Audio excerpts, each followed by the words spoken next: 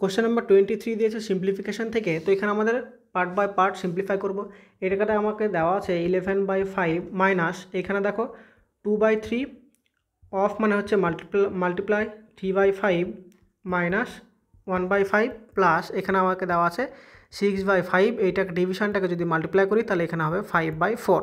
তাহলে 5 যদি কাটি এটা 2 দিয়ে কাটলে যদি 2 হয় তাহলে 2 দিয়ে কাটলে উপরে হবে 3। এখানে দেখো 3 আর 3 যদি কাটি তাহলে এখানে আমরা লিখতে পারি 11/5 মাইনাস এখানে আমরা লিখতে পারি 2/5 মাইনাস 1/5 প্লাস এখানে আমরা লিখতে পারি 3/2। তাহলে এটা আমাদের হবে 11/5 মাইনাস এটা যদি মাইনাস করি তাহলে পাবো 1/5 প্লাস 3/2। এখানটা পেলাম আমরা শেষ পর্যন্ত।